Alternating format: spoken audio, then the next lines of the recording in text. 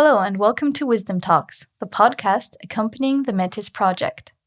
Metis is an internet portal for intercultural wisdom literature and wisdom practices, which can be accessed via www.metis.ethz.ch.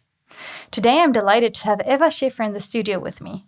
Eva is practicing philosophy as a free philosopher. She's lecturing and teaching English and philosophy, whilst also engaging in philosophical counseling. My name is Eliane Schmid, and I am delighted to welcome our listeners and, of course, Eva Schiffer to today's Wisdom Talks. Hello, Eva. Hello, Eliane. So my first intuition was that you have a philosophical practice. Is that something like a dental practice? And I was also wondering, so are you some kind of doctor, a psychologist? Is this comparable? Do you have therapy sessions? Could you please describe what you actually do? Great. Okay.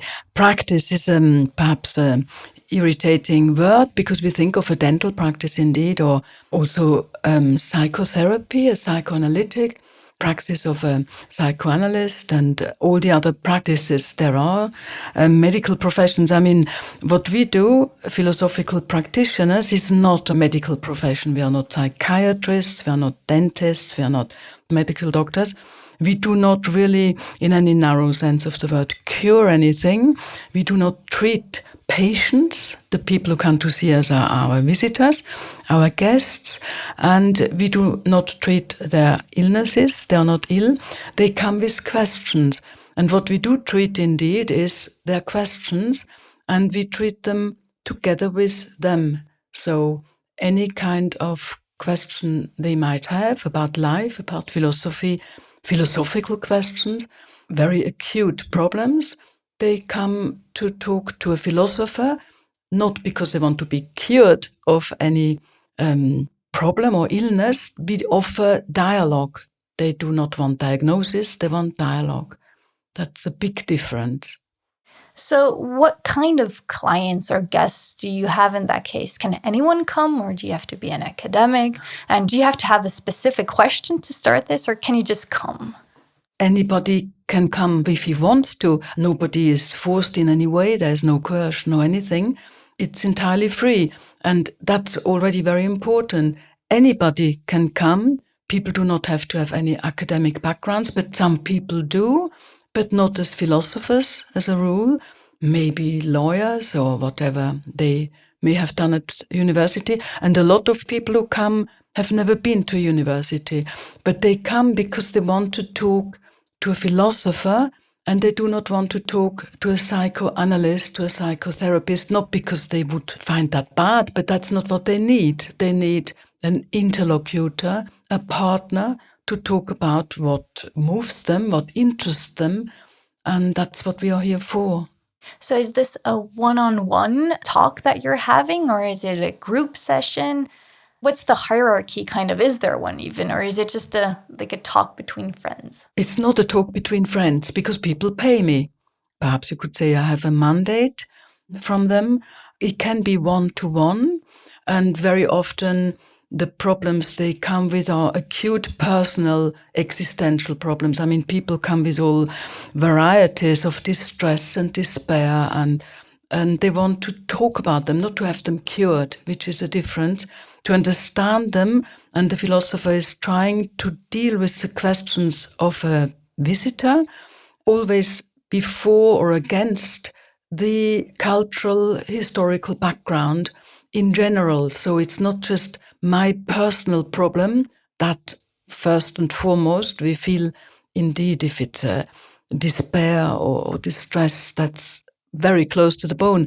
But we try to treat the question always against the background of cultural history, intellectual history, our tradition and modern, contemporary philosophy and literature and theater and cinema.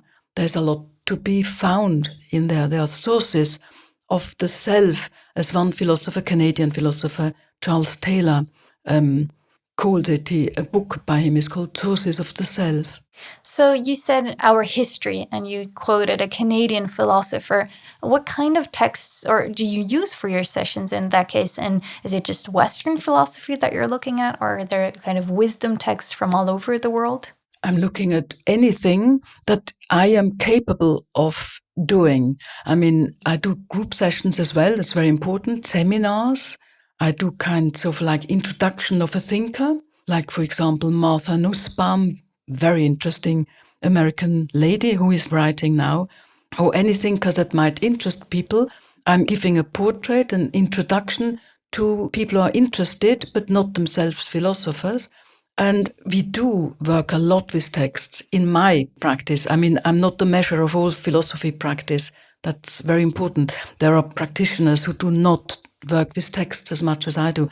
But in my experience, people love working with texts, and very often they come with a text or with the experience of having tried to read a text and not having understood it. One example is that they've seen a flyer announcing a series of lectures of an American philosopher. Then they Google that philosopher. In this case, it was a lady, Susan Wolf, and they didn't understand much of what they found. Clips of lectures and a television program, an interview with her. They found it was interesting. They felt it was something they would like to know more about, but they couldn't really follow. That's also one of the reasons why people come. And then we look at it together. We read the text together. That sounds super interesting. So things that you encounter in daily life, you can, if you don't get any further in that case, I can come with my questions to you when we discuss it alone or in a group.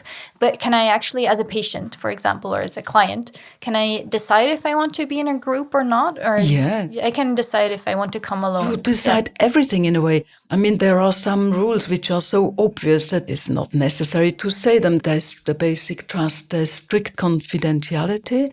If somebody trusts me with something, I'm not going to tell anybody else. That's clear. And for example, a man comes alone with a very personal problem. He's really in a very bad state. He comes perhaps 3 or 4 times, and in some way, the problem isn't solved, but it seems to wane, to not go away, but to become less important. The man then asks, he sees my flyers, he sees my website, and he says, can I come to your Saturday seminars? I say, yes, of course you can. There's still enough room for you, and try. And now he's in these Saturday seminars where we read texts, and sometimes rather difficult texts or excerpts. And his problem is no longer, I don't know what he did with it. Occasionally he mentions it, and it's no longer so important. So the client, who is not a patient, you're not ill if you have questions, comes to see me because he or she wants to do philosophy, to deal with a personal or intellectual problem or question in a philosophical way, not be cured of it. It's human to have these questions, and to talk to a philosopher and be helped, or be also, I familiarize people with things they didn't know. So much is lying fallow in people, and on the other side, in texts, in the tradition, in what is being written now. I'm a kind of mediator as well, trying to bring them together. And the person chooses, like if we read something they find they would not like to continue, or they come with something and they chose a text and we look at it together. And now I'm wondering, how can we actually find you? I mean, it's called the philosophische Praxis, but me, for example, I didn't know those things existed until we had our talk today. And I'm wondering, how can people find like this help that you're offering? Because it sounds wonderful. And I'm just wondering, is this also something you can find worldwide, or is this innate to your philosophische Praxis? You probably would. There is the various websites. There's an international society of philosophy practice, which has a website. There's a Swiss one, of course. Every country has one. It's not as new as one thinks. It started perhaps in Australia, Israel, Sweden, the States. It's about 40, 50 years old, or even more. And if you Googled philosophical practice, you would get quite a lot of information. And then if somebody is looking for a person that's suitable for her or him, they would just, look at the websites and then go and risk a first session. And when somebody comes to see me, or people come and telephone, or they've written a mail, I never ask, how did you find me? Because I somehow feel it's, I I don't know. If they want to tell me, they do. Very often people tell me such and such has told me, somebody who was listening to a lecture, sitting into a seminar, who has been a client or is a client still. So it's a lot of personal recommendation and website as well. You have to find a way of articulating your profile that reaches the right kind of person. That I was very afraid of when I started, that the wrong kind of person would come, people trying to find some kind of esoterics in the negative sense of the word, or whatever, healing of this kind, which I'm not offering at all. But this hasn't happened. It's strange. People seem to find me. And how long have you been doing this, actually? I have been doing it for a very long time. I taught philosophy, and then I gradually started to do philosophical practice. And it's now I'm in my 27th year.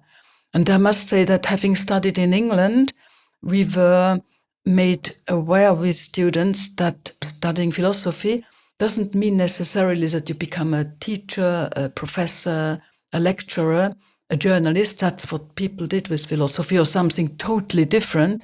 But there was philosophy practice, and I very early on started to look around what that was, and to also visit colleagues, go to see them, talk to them, and finding it's a good thing to do. And now I'm going to be a bit provocative, but is this, would you say, a proper job? Can you be a philosophical practitioner as a full-time job? It's a good question. I mean, first of all, as a philosopher, not only as a philosophical practitioner, but as a philosopher, you would question the very concept of a proper job. I mean, the people who came to see me, a great part of those people have been doing or are doing proper jobs, very proper, some of them. And I have heard so many stories about feeling tainted, for example, by solicitors and lawyers, about contributing to aspects of modern civilization that are destructive, that we all know about, but you work in an enterprise which contributes to this. You're producing social wealth, which is supposed to be what the proper job is doing, but it's only material wealth. You're not allowed, you haven't the time and the energy to think about what the wealth is produced for, and whether wealth can be exclusively material wealth, if there isn't also something like mental, emotional, spiritual wealth. So I would question the concept of a proper job in the first place. In this sense, I'm not doing a proper job. I'm not contributing to the material wealth of our society. But I think it is a proper job. And we are sometimes working full-time, more than that, and sometimes less, like any freelance person. We are, in that respect, perhaps a bit more like artists. But more importantly, I think talking to people, encouraging them to be thoughtful, to work on themselves, which is an old tradition. It's not our idea. This is ancient. To walk through life, to go through life more thoughtfully, is a kind of contribution to social wealth. So in this respect, I would say, yes, it's a very proper job. What we're doing, also questioning the kind of prejudices, more remarkable aspects of our civilization, also the more blatantly pathological aspects of our civilization, question them philosophically, not like the media do, is incredibly important. And I think that's a reason why people come to see me. How can you think about things in a different way? And how can you be more creatively imaginative rather than just prolonging the fantasies of a kind of science fiction greatness or power or eternal life, which are so predominant in our time? You mentioned just before the word thoughtfulness, and I was reminded of the word mindfulness, which is kind of related. And it has become kind of a trend word, I think, in the past couple of years. So I'm wondering, has your practice kind of had an upsurge in recent times just because of this concept of being mindful that has been circulating? Thoughtfulness, you mean the word thoughtfulness. That's very important. What you say, this mindfulness business, that's a big problem with wisdom. This is a portal under the title of wisdom. And I'm always cringing a little, getting a bit nervous when words like wisdom, meditation, spirituality fly about. And I'm often have been invited to sort of colloquiums and sessions where those were the themes. It's unbelievable, the nonsense and the kitsch that is around under these titles. The philosopher exactly has the task to make visible or to sensitize for what wisdom really could mean. It certainly isn't the very unfortunate kitsch, the premature belief that you can get redemption prematurely without thinking a thought, without being in any way alert to what's wrong in the world. All these people tell you, you hear, for example, sentences, there is a war, there's despair, there's murder, there's all the problems or the dire problems we are grappling with, which are self-induced to a very great extent. People will tell you something like, what is all this against eternity? And that's very premature because, of course, what is anything human against eternity? But we do, as human beings, we are moral agents and we think, we are capable of thinking, we use language.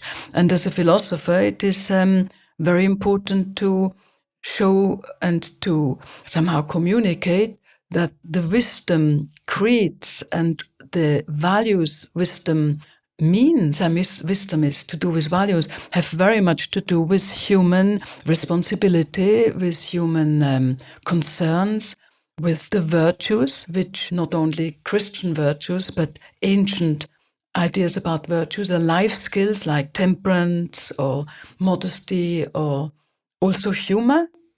Laughter is a virtue that we have to think about these questions, and we have to think about the question, what does it mean to lead a good life?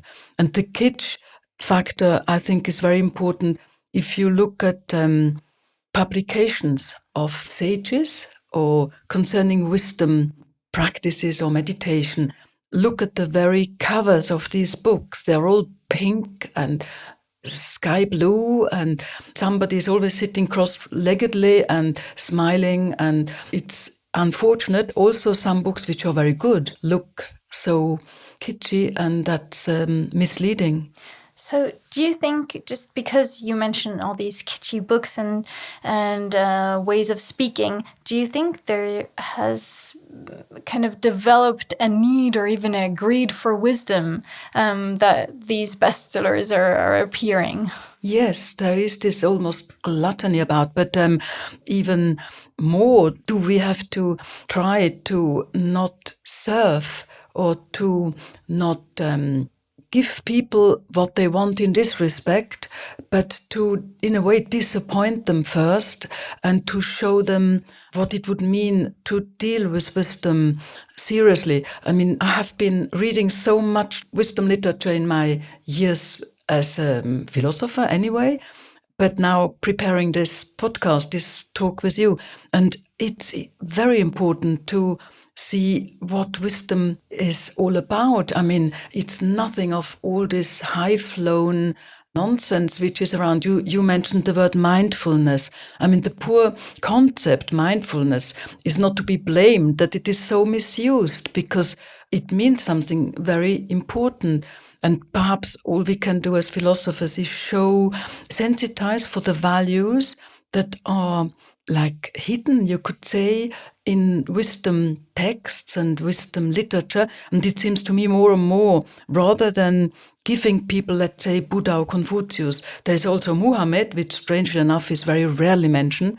And there's Jewish wisdom and there is Christian wisdom. Of course, there are the mystics. And it seems more and more important to me to talk to people and to familiarize them with the values that wisdom comprises, that it is something we aspire to. You can't have wisdom by buying some book or going to some colloquium or drumming your head off in a shamanism. I've seen all that, becoming wise by drumming instantly and getting this kind of cheap, instantaneous happiness and redemption. It's not what wisdom is all about. Wisdom is very pragmatic, very serious and smiling, there is a distance from self. There is this practicing of the life skills to get a distance from your own concerns, but taking them seriously at the same time.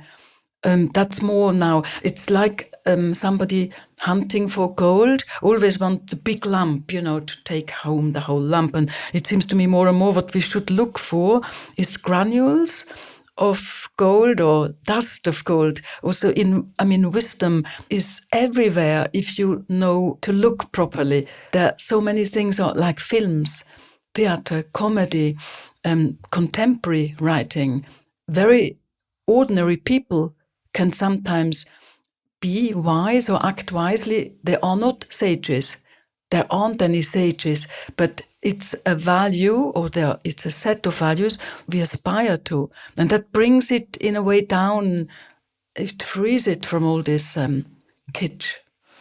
Now, if I would come to you and I have actually a specific question and I would ask you, so there's a lot of wisdom literature and you said there are no sages, but many texts, they relate to Confucius, that he was one of the sages. My question would be, is he then not actually a sage? Or if I want to go back into the history and find wisdom literature, how can I kind of organize all of this? How can I differentiate between wise texts of sages, but they're not actually sages? Do you know what I mean? Yes. I'm not saying that. Surely Confucius was a wise man, and it's to be assumed, and his texts are extremely helpful. But you don't have to. I would recommend, if you come to me, we talk together. I'm not the one who tells you what to do. I'm not making up your mind for you. It's entirely up to you. But I will show you things which perhaps you don't know. That if we go about wisdom looking at creeds, we are in danger of falling into the trap of getting fixated on particular creeds. They belong into certain epochs, into certain times, which we would then have to understand more the context. Another danger with creeds is that, as we know, they tend to suddenly switch into ideologies, orthodoxies, instruments for oppression, exploitation, murder. You can see it everywhere in India now with Hinduism and wherever. Yet it's a wisdom creed at core. I would much more like to sensitize you for example, there is good interpretation of Confucius. There is, let's say, a French philosopher called François Julien, and he is both a sinologue and a philosopher, and he has this fantastic gift to translate and interpret ancient Chinese thought over and against ancient Western thought, and he shows us the small differences which matter. They're very small, but they matter. They're different. And then he shows you how you could, for example, read Confucius or Metis or what they are called in a more discerning way and less media influenced way. And then we would read together, for example, François Julien is very good at showing you, after a while, if you're patient, how this kind of thinking and wisdom could work and could be translated to a certain extent into modern Western thought or be fruitful for our concerns like that. So as so often, it's useful to compare texts, to bring different texts together, and especially also from different parts of the world in that case. So we have a broader view on things, and it's like simple life questions in that case. I think so.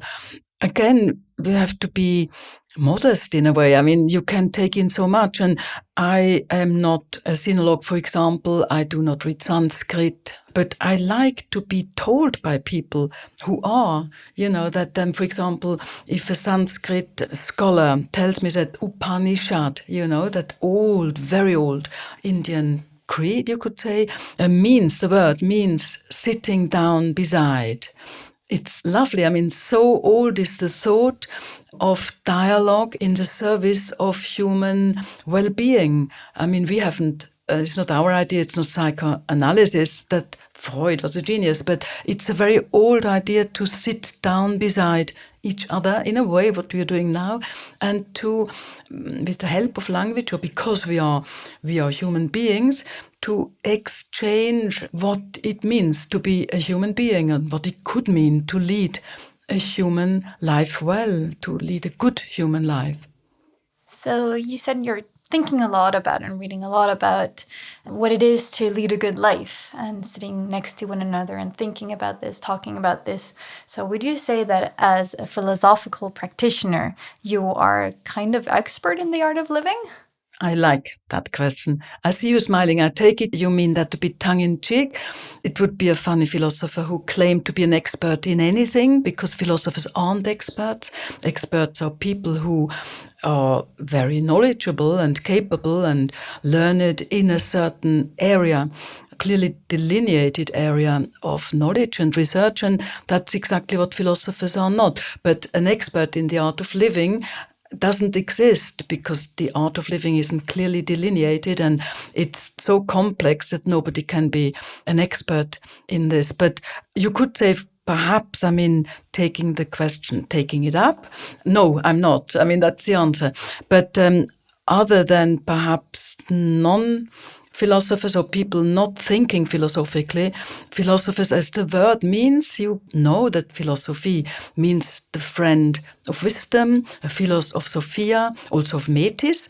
We love philosophy, is the idea, and we strive for it, we long for it, and it's the orientation, we orient ourselves towards the values of wisdom, not as an aspiration of becoming a sage at all, but the wish to live according to those virtues in ancient philosophy, pre-Christian virtues, the idea that humor and friendship and generosity and justice are virtues, and in ancient Greece a few more than we are used to, that these skills, their life skills, have to be practiced. The word ascesis means practice. It doesn't mean, first of all, renunciation, being good, in this narrow sense of the word, God-fearing or so on. It means to practice what is good for life. And the virtue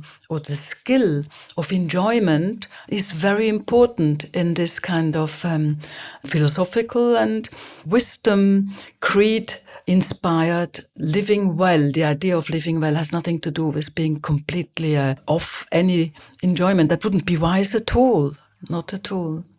So you're more a curious searcher for your personal good way of living in that case. I am, and I think there are a few things which would probably be important for everybody. Let's say what the media want to make us believe, that you have to consume more and more, you have to fly all over the place, you have to do this and that and the other, dress in a certain way. You do need to practice a certain strength and resistance against this idea, particularly very young people. I've talked recently to quite a few very young people. It's very difficult to, in a way, also show them that there are ways of enjoyment which are deeper and, if you like, more true, but not in a moralistic sense of way, but in a sense of better enjoyment. For example, reading is such a pleasure. Listening to music is such a pleasure, but you have to practice being receptive for this kind of pleasure, having a conversation which is not just to prattle away, which is nice as well, but sometimes you want to exchange thoughts. You have a deep need of somehow practicing your intelligence, and that is such an enjoyment. And I think you want to share that with people. I want to familiarize people with possibilities of somehow knowing the world as it is, not going into a never land somewhere in the beyond, knowing more of the world as it is, but knowing more of it in a way in the here and now, thanks to literature, to philosophy, to films, theatre, wisdom creeds as well. I really like this idea that thinking about life or the art of living is something enjoyable, and that we can take our time to just ponder and then also ponder with others, as you said. And today it's a beautiful autumn day, so I think I'll go out later on, take out a book and enjoy the nice weather and think about all that we talked about and maybe going a bit deeper into different aspects. And because time is slowly running out, I would at this point thank you very much for being here today and explaining what philosophical practicing actually is. And thank you very much, Eva Schiffer, for coming today. And I thank you, Eliane, for your inspiring questions. Thank you. So at this point, I would also like to invite our listeners to follow further wisdom talks, as well as to curiously plunge into the multitude of texts and further podcasts that can be found on our website, www.metis.ethz.ch, the internet portal for intercultural wisdom literature and wisdom practices. You can also find more information in the show notes just below. Thank you for listening, and goodbye. This Metis Wisdom Talk was produced by Martin Münnich and supported by ETH Zurich and the Udo Keller Stiftung Forum Humanum in Hamburg.